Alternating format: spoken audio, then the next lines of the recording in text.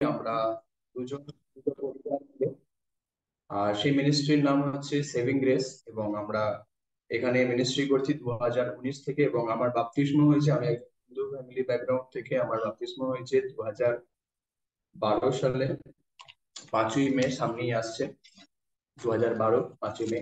আর প্রভু আমাকে বহু দিক থেকে এগিয়ে নিয়ে গেছেন, এবং বহু ছোট বড় উঁচু নিচু জায়গা থেকে। এবং আমরা গ্রামে মিনিস্ট্রি করি, কিছু জায়গাতে টাউনেও মিনিস্ট্রি করি। প্রভু সেই সমস্ত জায়গাতে আমাদের ব্যবহার করছেন, এবং প্রভু মহান চমৎকার কাজও আমাদের দ্বারা দেখছেন।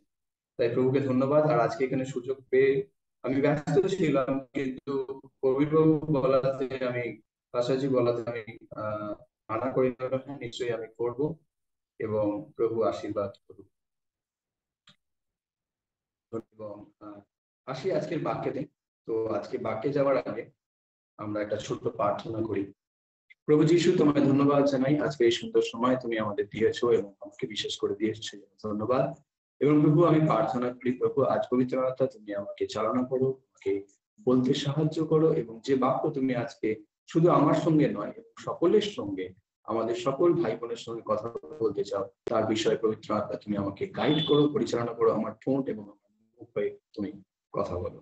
যীশু খ্রিস্টের পবিত্র নামে আপনার প্রার্থনা চাই, এবং সমস্ত ডিস্টার্বেন্সকে যীশুর নামে আমরা আজ্ঞা করি, দূর হয়ে যায়। পবিত্র যিশুর নামে প্রার্থনা চাই, আমেন। হালেলুয়া। তো আজকের যে বিষয়টি হলো, সেটা হলো লোভ থেকে সাবধান।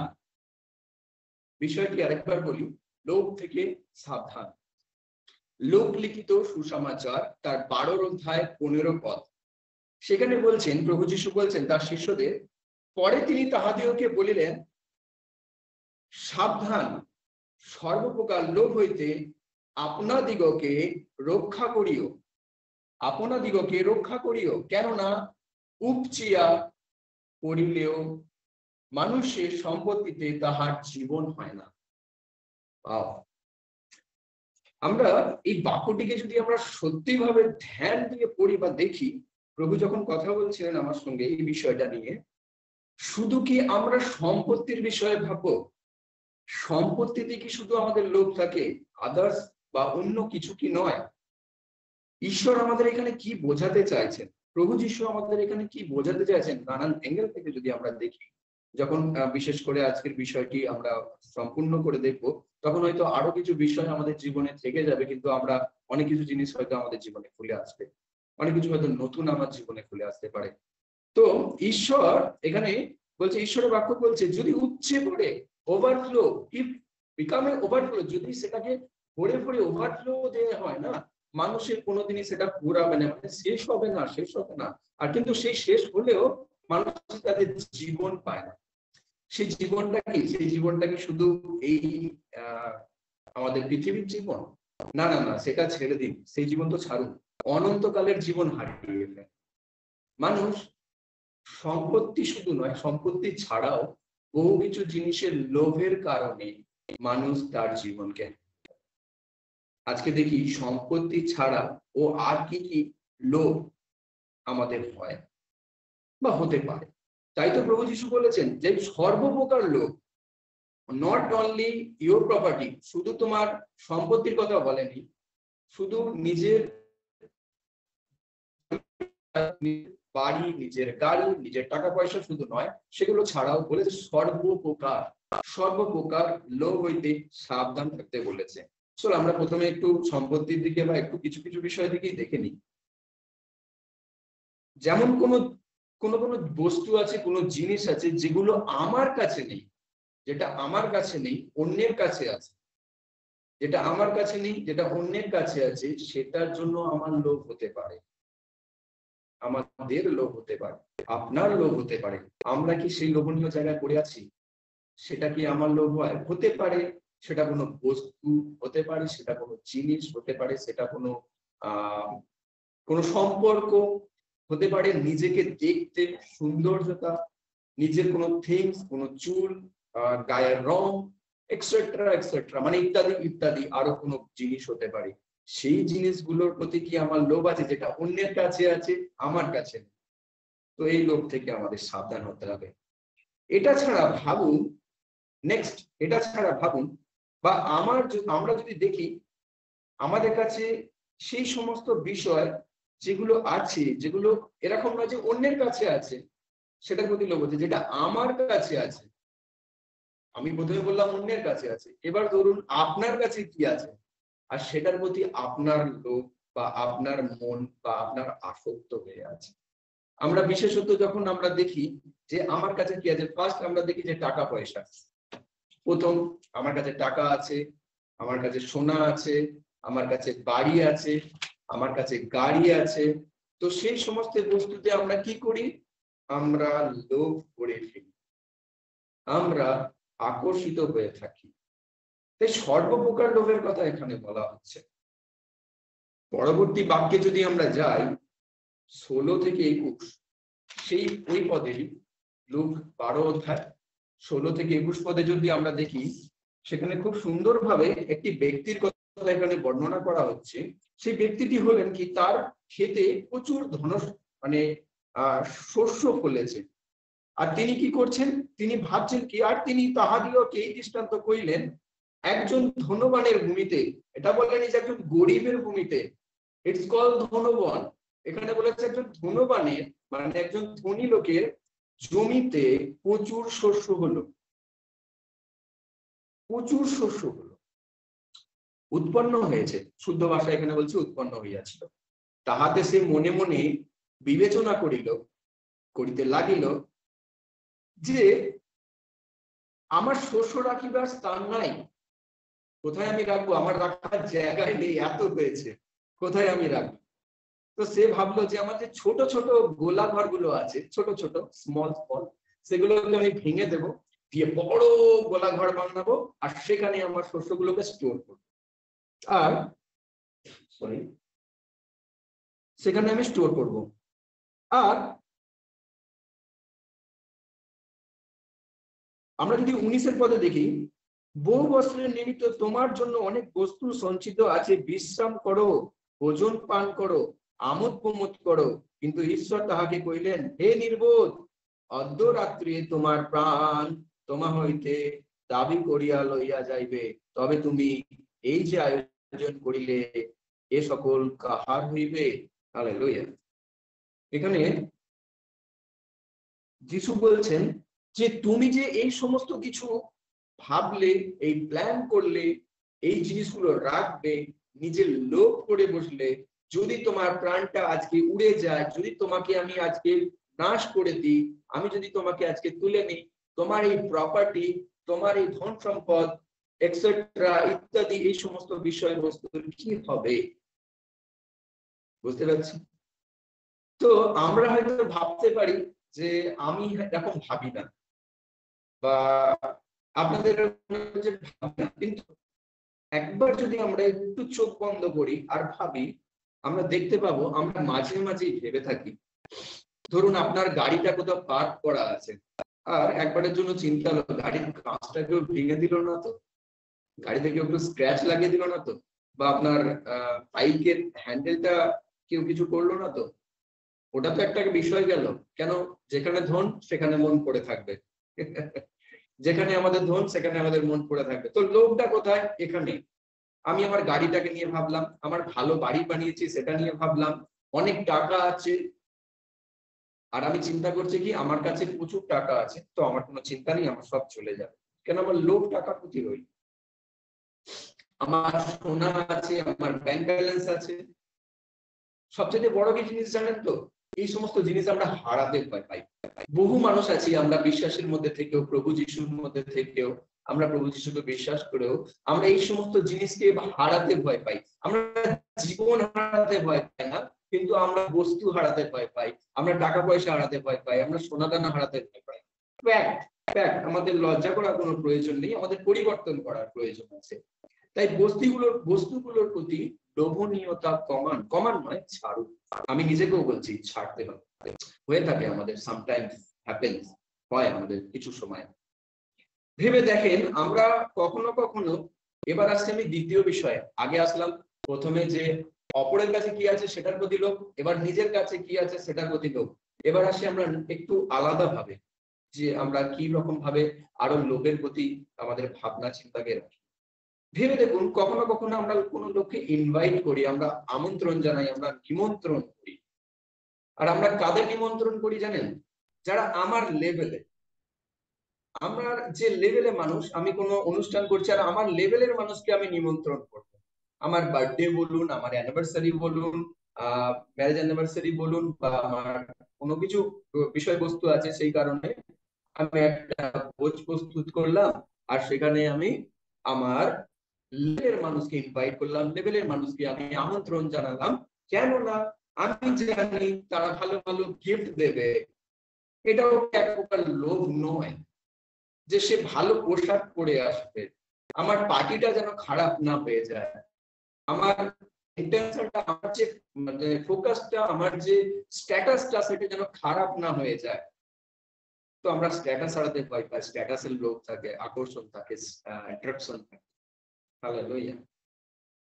তো এই ঈশ্বরের বাক্য বলছে, লূক 14 অধ্যায় 13 থেকে 14 পদে যদি আমরা দেখি, লূক 14:13 থেকে 14 পদ যদি শুধু আমরা পড়ি, বাক্য বলছে, কিন্তু তুমি যখন ভোজ প্রস্তুত করো, তখন দরিদ্র, নুলা, সঞ্জ ও অন্ধদিগকে নিমন্ত্রণ করিও, তাহাতে ধন্য হইবে। কেননা তোমার প্রতিদান করিতে তাহাদের কিছুই নাই, তাই ধার্মিক গণের পুনরুত্থান সময়ে তুমিও প্রতিদান পাইবে। ও কি সুন্দর বাক্য! এখানে আমরা বেশিরভাগ সময় নিমন্ত্রণ করি আর আমরা উপহারের আশাতেও থাকি। খুব সুন্দর একটা মানে কথা। আমাদের জীবনের ভাবনা চিন্তাকে যদি আমরা দেখি না, আমরা বাক্যকে পড়ি কিন্তু আমরা বাক্যকে নিয়ে চলাটা খুবই কম। আমরা বাক্যকে আমাদের জীবনে অ্যাপ্লাই খুব কম করি। আমরা জানি আমাদের পবিত্র বাঁচতে হবে, আমরা জানি আমাদের নম্র হয়ে বাঁচতে হবে। হ্যাঁ, গিফট নিয়ে এটা আমি খারাপ নয়, কিন্তু ভাবনা চিন্তা যদি এরকম এসে থাকে, আমি জানি আমরা খুবই ভালো প্রভুর কাছে, প্রভু আমাদের খুবই ভালোবাসে। কিন্তু যদি এই ধরনের কোনো লোভনীয়তা থাকে যে আমি পাবো, আর আমি কোনো গরিবকে নিমন্ত্রণ করলাম না, কোনো গরিবকে ভালোবাসলাম না, যে আমাকে গিফট দিতে পারবে না, সে শুধু খেয়ে যাবে, আমার থেকে নিয়ে যাবে, তাহলে আমার কি প্রতিদান হলো? কেন, প্রতিদান তো আমাকে দিয়ে দিয়েছে যে এসেছে। কিন্তু আমি যদি একটা মানুষকে দিই আর সে খেয়ে গেল, আমি লোভই করলাম না যে আমাকে কি দেবে না দেবে। ধরুন আমার বিয়েতে কাউকে নিমন্ত্রণ করেছি, আমার রিলেটিভ আমাকে একটা সোনার কিছু একটা দেবে, বা আমাকে একটা ভালো জামা দিক আমার বার্থডেতে, বা আমাকে একটা কিছু দিক, আমরা এই প্রকার লোক রাখি। ভেবে দেখুন, যদি আমরা একটা কোনো গরিবকে খাওয়াই, বা একটা গরিবকে নিমন্ত্রণ করি, বা একটা দরিদ্রকে নিমন্ত্রণ করি, একটা অন্ধকে নিমন্ত্রণ করি, যাকে আমি চিনি না, যাকে আমি চিনি না, তো সেই অচেনা মানুষকে যখন আমি করবো, তার কাছে দেওয়ার মতো কিছু থাকবে না, না কোনো টাকা, না কোনো পয়সা। সে শুধু কি করবে? আশীর্বাদ করবে আর ঈশ্বরের ধন্যবাদ করবে। আর ঈশ্বর বলছে, যেদিনকে ধার্মিকের পুনরুত্থান হবে, সেই দিন আমি পরিত্রাণ পাবো। তাই এই ধরনের লোক থেকে আমাদের সরে আসা উচিত।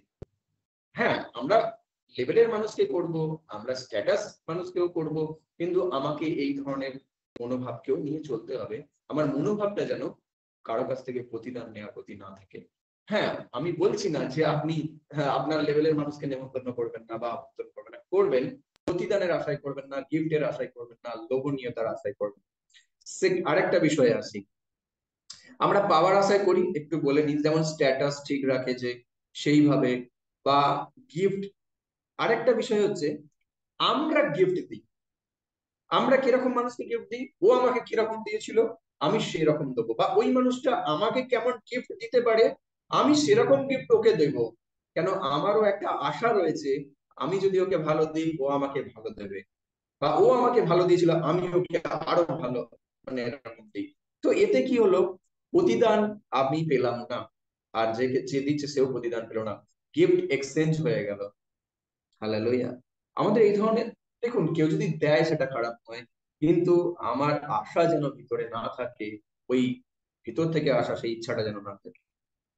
সেই বড় ছেলেটার কথা ভাবুন তো, বাইবেলে ঈশ্বরের বাক্যতে প্রভু যিশু তাকে বলছেন, আর তার আগে ছেলেটা বলছে যে আমি সবকিছুই করেছি, মা বাবাকে দেখি, আমি গরিবদের আমি সবকিছুই ধার্মিক, সমস্ত কিছু জিনিস আমি পালন করি, কিন্তু যিশু তাকে বলছেন, তোমার যা কিছু আছে সমস্ত কিছু তুমি বিক্রি করে দাও, তোমার সম্পত্তি বিক্রি করে দাও, স্বর্গরাজ্য পেতে গেলে তোমার সম্পত্তি বিক্রি করে দাও, আর গরিবদের মধ্যে বিলিয়ে দাও, তারপরে আমার পিছনে আসো। সে তো দুঃখিত হলো, সে তো কষ্ট পেল। কারণ কি জানেন? কারণ হলো তার সম্পত্তির থেকে সে লোভটা সরাতে পারলো, আর সে দুঃখিত হয়ে সেই জায়গা থেকে চলে গেল। লুক 4:4 যদি আমরা পড়ি, সেখানে দেখবো যিশু প্রলোভন থেকে আর লোভ থেকে, প্রলোভন থেকে আর লোভ থেকে, দুটো থেকেই বাঁচলেন। কিভাবে? যিশু 40 দিন উপবাস করছেন। 40 দিনে কি একদিনও খিদে পায়নি? নিশ্চয়ই খিদে পেয়েছিল। কিন্তু 40 দিন পরে তার মাইন্ড, সাবকনসিয়াস মাইন্ড কি বললো? যে খিদে পেয়েছে। আর যখনই বললো খিদে পেয়েছে, মানে চাহিদা আলো ভেতর থেকে, মানে কি চাহিদা আসলো, আমায় খেতে হবে। দেন শয়তান সেই সময় তাকে তার অস্ত্র প্রয়োগ করার চেষ্টা করছে। কি? প্রলোভন আর লোভ দেখাচ্ছে। পাথরটাকে বলো, এই পাথর রুটি হয়ে যাবে। ভেবে দেখুন, আপনার চাহিদা যখনই আপনাকে ট্রিগার করবে, আপনার চাহিদা যখনই আপনাকে বলবে, তখনই শয়তান চাইবে আপনাকে প্রলোভন আর লোভ দেখানো। সেটা দৈহিক লোভ হতে পারে, বেসিক্যালি আমাদের ফিজিক্যালি নিডটাই থাকে, তো সেই ফিজিক্যাল নিডটা হতে পারে। হালেলুয়া। তো শয়তান সেই জায়গাটা থেকে, যে শয়তান 40 দিন কিন্তু কিছু বলতে পারেনি, কিন্তু যখন 40 দিন পার করার পরে যিশুর মনে হলো আর যিশুর লাগলো যে আমার খিদে পেয়েছে, দেন সাডেনলি শয়তান চান্স পেল, রুটি করো এটাকে। তারপরে কি? প্রলোভন, লোভ, তারপরে দেখালো কি? সমস্ত রাজ্য তোমাকে দেয়া হবে যদি তুমি আমাকে প্রণাম করো। যিশু জিতলেন। যিশু বাক্যের দ্বারা সেই জায়গাকে ওভারকাম করলেন। আমাদের জীবনে যখনই লোভের প্রলোভন আসবে, লোভনীয়তা আসবে, আমাদের বাক্যকে প্রক্লেম করতে হবে, আমাদের বাক্যকে ঘোষণা করতে হবে, আমাদের জীবনে বাক্যকে নিয়ে আমাদের জীবনেতে চালনা চলতে হবে। গিফটের বিষয়ে বলছিলাম, আর একটু বলে নিই গিফটের বিষয়টা, তারপর একটা অন্য বিষয়, একটু অন্য বিষয় না, ওখানেই থাকবো। যেমন রিটার্ন গিফটের কথা বললাম, তাহলে যদি আমরা প্রতিদান পেলাম না, তো প্রতিদান আমার ঈশ্বরের থেকে পাওয়া উচিত। সবসময় মনে রাখবেন, আমি যদি কাউকে দিই তো সহায়তা, যেমন ঈশ্বরের বাক্য বলছে তোমার ডান হাত দিলে বাঁ হাত যেন জানতে না পারে, সেইভাবে আমি যখন মানুষকেও দেব, সেই মানুষটাকে দেবো যেন পরবর্তী আমার পাশের জন কেউ না জানতে পারে। আর এমন মানুষকে আমি দেব, তার প্রয়োজন আছে, আমি তাকে হেল্প করলাম, সে রিটার্নে আমাকে হেল্প করতে পারে ইন ফিউচার। তাহলে ঈশ্বরের বাক্য কি বলছে? এরকম তো সাধারণ মানুষও করে, জগতের মানুষও করে। তার মানে আমি লোভে করছি যে আজকে আমি ওকে বলছি, কালকেও আমাকে করবে। আপনি ঈশ্বরের প্রতি, প্রতিদানের প্রতি ভরসা রাখুন, ঈশ্বর আপনাকে প্রতিদান দেবেন।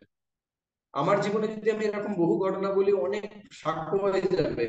আমিও বলতে চাই না যে এইভাবে কিভাবে আমি চলাফেরা করেছি, কত মানুষকে কিভাবে হেল্প করা হয়েছে, আর সেই মানুষের থেকে আমি কোনোদিন হেল্প পাইনি, কিন্তু ঈশ্বরের কাছ থেকে আমি 2 টাকার, আমি কথায় এমনি একটা উদাহরণ দিচ্ছি, 2%-এর জায়গায় আমি 200% ঈশ্বরের কাছ থেকে উপহার পেয়েছি। তাই ঈশ্বরের প্রতি ভরসা রাখতে হবে, মানুষের প্রতি, প্রতিদানের প্রতি নয়। হালেলুয়া। এবার আসি, যে জিনিসের লোভ আমাদেরকে প্রভুর কাছ থেকে দূরে করে, যে জিনিসের লোভ আমাদের প্রভুর কাছ থেকে দূরে করে, সেই জিনিসকে আমাদের ত্যাগ করা উচিত, সেই জিনিস থেকে দূরে চলে যাওয়া উচিত। পাস্টার, এই ধরনের কি কি বিষয় আছে যদি বলি, খুব সাধারণ সাধারণ বিষয় আছে যেগুলোকে আমরা দেখতে পারি। অনেকের কাছে কি জামা কাপড়ের প্রচন্ড প্রলোভন, নিজের চাহিদার প্রচন্ড আছে, ছিকছাক, খুব স্টাইলিশ, খুব দামি দামি পরবো, দামি দামি দামি দামি দামি দামি ব্র্যান্ডেড জামা কাপড় পরতে হবে না তা নয়, অবশ্যই পরবো। লোভ না থাকে গাড়ি বা বাড়ির প্রতি, আপনার কাছে থাকা ভালো, লোভ না থাকে গয়না বা কোনো বস্তু। শেষে আছে যেটা খুব ইম্পর্টেন্ট, ভাবনা। ভাবনা, ভাবনা, সেই ভাবনা আমাদের ঘরে লোভে নিয়ে যায়, কোনো কিছু চিন্তা ভাবনার লোভেতে আমাদের ঘরে নিয়ে যায়। সেখান থেকে আমাদের পালানো উচিত। এমনকি একটা খুব ভালো জিনিস, যেটাতে আমার জীবনের একটা বড় সাক্ষ্য আছে, এমনকি অনেকের কাছে কাজের, কাজ মানে হচ্ছে যে কাজটা আপনি করছেন, সেই স্যালারির লোভ, সেই মাইনে, তার বেতনের লোভনীয়তা কিভাবে আসে আপনার জীবনে? আপনার জীবনে ধরুন একটা জব আছে, আর সেই জবটা আপনাকে কোনো ঈশ্বরের বিরুদ্ধে পাপ করতে বলছে, আর আপনাকে একটা বড় অ্যামাউন্টের স্যালারি প্রোভাইড করা হবে, দেওয়া হবে, আর আপনি সেটা করতে চলে গেলেন। বাধ্যতামূলক নয়, কিন্তু আপনাকে দেখানো হলো ইটস এ বিগ অ্যামাউন্ট, কোন একটা বড় অ্যামাউন্ট, কোন একটা বিশেষ টাকার অঙ্ক আপনাকে দেয়া হবে, আপনি এর ধরুন এই কাজটা করুন, আর সেটা ঈশ্বরের কি সম্মান হবে না, ঈশ্বরের অপমান হবে। আর কি হবে, ওটা অপমান তো ছাড়ুন, আপনার দরুন ঈশ্বরের অপমান হবে, আর আপনি পাপ করে বসবেন। আমি দুটো এক্সাম্পল দিই। ঈশ্বর আপনাকে ভালোবাসে, তাই ঈশ্বরের কাছ থেকে আপনি দূরে সরে যাবেন। আর এই স্যালারির লোভে অনেকে ঈশ্বরের কাছ থেকে দূরে সরে যায়। তো মাইনের লোভে অনেকে ঈশ্বরের কাছ থেকে দূরে সরে যায়। তো আজকে আমি বলি সেই দুটো বিষয় আমার জীবনে একটা সাক্ষ্য আছে। আমি যখন একসময় কেরলে একটা চাকরির জন্য গিয়েছিলাম, আমি যে কাজ করতাম বা এখনো একটু করি, অল্প কিছু সময় আমি কিছু কাজ করি নিজের পার্সোনাল। তো সেই কাজের সময় যখন আমি গেছি, আমাকে বলছে সানডেতে ওয়ার্কিং করতে হবে, সানডেতে আমাকে কাজ করতে হবে, রবিবারে আমাকে কাজ করতে হবে। আমি ম্যানেজারকে বোঝালাম ইন্টারভিউ থেকে, স্যার আমি সানডেতে কাজ করতে পারবো না, সরি, আমি খ্রিস্টান, আমি একজন প্রভুর আহ দাস সেবক এবং আমি প্রভুর কাজ করি, তাছাড়া আমি একজন বিশ্বাসী, আমার সানডেটা ছুটি চাই স্যার, আমি প্রভুর ভবনে যাব, আমি চার্চে যাব, আমি প্রার্থনা করব, আমি বিশ্বাসের সঙ্গে দেখা করব। উনি কোনো মতেই মানলেন না, আমাকে বললেন জার্মানির কোম্পানি, বড় কোম্পানি, আপনি এই জায়গাটা ছেড়ে চলে যাবেন, আপনার এত টাকা মাইনে, একটা ভালো পোস্ট এইচওডি, আপনাকে সুপারভাইজার করা হচ্ছে। আমি বললাম সরি স্যার, আমি তো আমি ঈশ্বরের কাছ থেকে দূরে সরে যেতে পারি। ঈশ্বর তার একটা দিন, যদি আমি 7টা দিনের মধ্যে যদি একটা দিন আমি ঈশ্বরকে না দিতে পারলাম, আমি কি করলাম? তিনি আমাকে সমস্ত দিন দিয়েছেন। আমি সেই জায়গায় জব কোয়েট করে সেদিন থেকে সেদিন চলে আসি। এবং চেন্নাই একটা জায়গাতে যখন আমি কাজে যাই, সেখানে আমাকে মূর্তি বানাবার জন্য আমাকে বলা হয়, এবং আমি বলি যে না, আমি এটা করতে পারবো না। আমি মিউট হয়ে গেছেন। আর হালেলুয়া। তো সেই জন্য আমি কি করলাম, সেখান থেকে চলে আসলাম। আমাকে টাকার অঙ্ক দেওয়া হয়েছিল, আমি বললাম না, আমি পারবো। তো অনেক ইনকামের লোভ আমাদের প্রভু থেকে দূরে করতে পারে। তো কোনো কিছু কি আপনার জীবনে এরকম আছে যেগুলো আজকে বললাম? এই জন্য প্রভু বলছেন একটা বিশেষ বাক্য, ফিলিপিও 3:17 ফিলিপিও 3:17 বলছে, এবং সেবকদের আমরা বলি যারা সেবা করছে,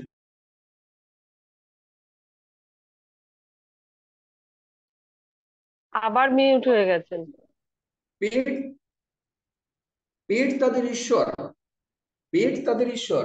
ফিলিপিও তার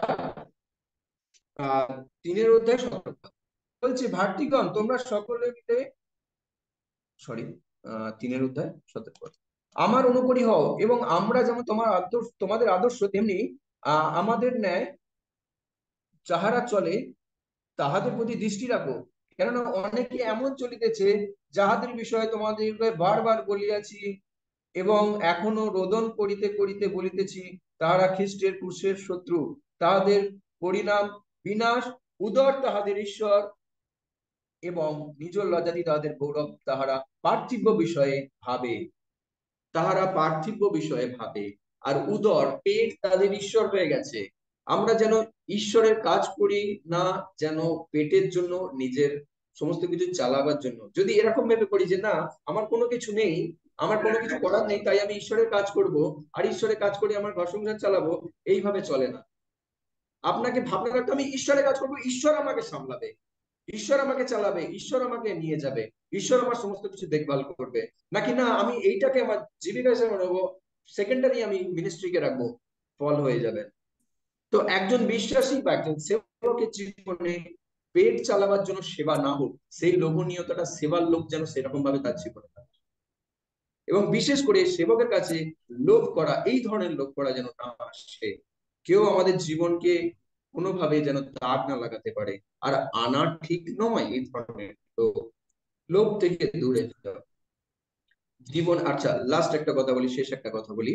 জীবনে টাকা থাকা, সম্পত্তি থাকা খারাপ নয়। জীবনে টাকা থাকা, সম্পত্তি থাকা, গাড়ি বাড়ি থাকা, গয়না থাকা খারাপ নয়। আব্রাহাম ধনী ছিলেন, আব্রাহাম ধনী ছিলেন, খারাপ কিছু নয়। কিন্তু লোভনীয়তাটা ঠিক নয়, উদ্দেশ্য লোভনীয়তা ঠিক নয়। আমাদের ঈশ্বরের রাজ্যের কাজ করতে হবে। ঈশ্বরের বাক্য কি বলছে? ঈশ্বরের বাক্য বলছে, প্রথমে তার তাহার রাজ্য ও তাহার ধার্মিকতার খোঁজ করো, বাকি সমস্ত কিছু তোমাকে দেওয়া হবে। হালেলুয়া। তো আমরা যখন ঈশ্বরের রাজ্য আর তার ধার্মিকতার খোঁজ করি কোন রকম লোভ ছাড়া, আমাদের সমস্ত কিছু প্রাপ্ত হবে। আর একজন সেবকের ধনী হওয়া বা একজন বিশ্বাসে ধনী হওয়া কোনো বাজে কাজ নয়, কোনো বাজে জিনিস নয়, কোনো খারাপ বস্তু নয়। হালেলুয়া। ঈশ্বর আপনাদের সবাইকে আশীর্বাদ করুক। আমি জানি ঈশ্বর বুঝতে আমাদের সবাইকে সাহায্য করবেন। আমার ভাষার প্রতি দক্ষতাটা হয়তো একটু কম আপনাদের তুলনায়, কিন্তু প্রভু আশীর্বাদ করুক সকলকে। জয় যিশু। আগের সময় আমি সামনে পরিচালনা। জয় যিশু। ধন্য প্রভুর নাম। তিনি তার সন্তানের মাধ্যমে আজকে আবার আমাদেরকে নতুন ভাবে চেতনা দিলেন যেন আমরা কোনো বিষয়ে লোভ না করি। প্রভু আপনাকে প্রচুর পরিমাণে আশীর্বাদ করুন। এবং আপনি আমি অনুরোধ করব আপনি দয়া করে শেষ অবধি থাকবেন। পরবর্তীতে আবার আপনার কাছে আমরা আরেকবার যেতে চাই আপনার অনুভূতি জানবার জন্য। আর এখন আগামীকালকের উপাসনার কার্যক্রম জানানোর জন্য আমাদের মাঝে উপস্থিত রয়েছেন শ্রদ্ধা মিসেস উর্মি নাথ। তিনি আমাদের জানাবেন।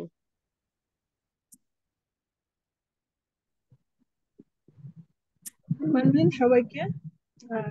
প্রভু গৌরব করি যে আমরা প্রতিদিনের মতো একটি সুন্দর, শান্ত এবং আশীর্বাদের সময় আমরা উপস্থিত রয়েছি। আর প্রভু আমাদেরকে আশীর্বাদ করে এই সময় দিয়েছেন, সেজন্য আমরা কৃতজ্ঞ রয়েছি সকলে। এবং এই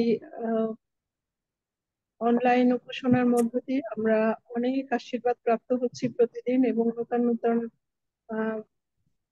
ভক্ত সন্তানদের মধ্য দিয়ে প্রভু যাকে মনোনীত করছেন সেই সন্তানদের মধ্য দিয়ে আমরা ঈশ্বরের সে জীবন্ত বাক্য শুনতে পাচ্ছি। এজন্য ঈশ্বরের কাছে কৃতজ্ঞতা জানাই।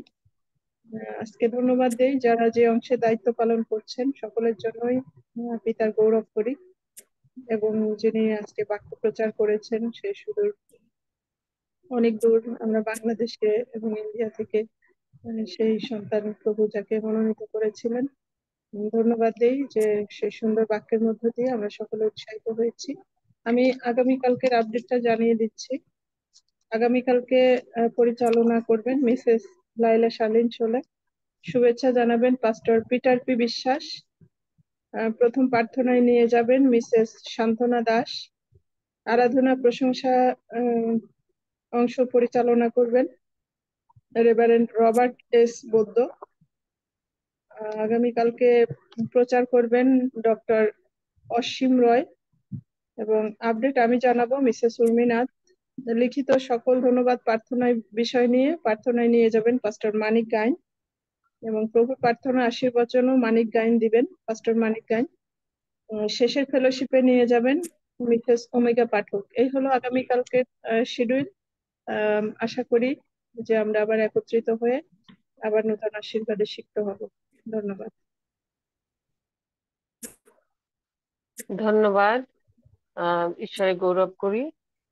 আমরা শুনেছি আগামীকালকের উপাসনা কার্যক্রম।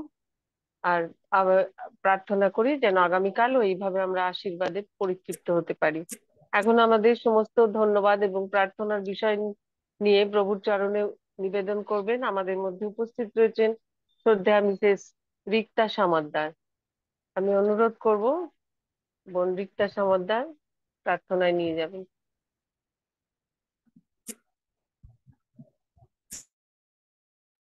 আর সেই সঙ্গে অনুরোধ করব প্রার্থনার পরে পরে প্রভুর প্রার্থনা এবং আশীর্বচন দেবেন শ্রদ্ধেয় পাস্টর পিটার পি বিশ্বাস। এবং আমরা প্রত্যেকে যার যার স্থান থেকে প্রভুর চরণে নিজেকে উৎসর্গ করি। আসুন আমরা প্রার্থনায় যাই। চিরমঙ্গলময় পিতা ঈশ্বর, বাহিনীগণের সদা প্রভু, আমরা তোমার মহানামের ধন্যবাদ দেই, তোমার প্রশংসা, তোমার গৌরব করি যে সমস্ত দিন তুমি আমাদেরকে সুস্থভাবে বাঁচিয়ে রেখেছো এবং পৃথিবীর বিভিন্ন প্রান্ত থেকে তুমি আমাদেরকে একত্রিত করেছো তোমার চরণ মন্দিরে। প্রভু গো, আমরা তোমার দয়ায় বেঁচে আছি, সুস্থ আছি এবং একটি দিন অতিবাহিত করার জন্য যা যা প্রয়োজন তুমি তার চেয়ে অনেক বেশি কিছু আমাদের জীবনে দান করেছো। তাই আমরা কৃতজ্ঞ হই তোমার দয়ার জন্য, তোমার করুণার জন্য। প্রিয় পিতা, এই সময় আমরা ধন্যবাদ দেই যে তুমি আজকে তোমার যে সন্তানকে ব্যবহার করেছো, শ্রদ্ধেয় পাস্টর আশিস বেলাল, আমরা তার জীবনের জন্য তোমার কাছে ধন্যবাদ দেই, তোমার প্রশংসা করি। প্রভু, তুমি কত অপূর্ব ভাবে তাকে ব্যবহার করেছো এবং তার মধ্য দিয়ে সুন্দর বাক্য, জীবনদায়ী বাক্য আমাদেরকে দান করেছো। আমরা প্রত্যেকে আরেকটি বার সেই চেতনা পেয়েছি পিতা, যে আমাদের জাগতিক জীবনে তুমি যা দিয়েছো আমরা যেন তার মধ্য দিয়ে সন্তুষ্ট থাকি, কিন্তু আমরা যেন পৃথিবীর এমন সেই লোভী জালে যেন জড়িয়ে না পড়ি পিতা। আমরা ধন্যবাদ জানাই আরেকটি বার সেই সন্তানের জীবনের জন্য। তুমি তার ব্যক্তিগত জীবন, তার পরিবার, তার কার্যক্ষেত্র সবকিছুর মধ্য দিয়ে আরো গৌরবান্বিত হোক, সেবিত হোক, পূজিত হোক, প্রশংসিত হোক।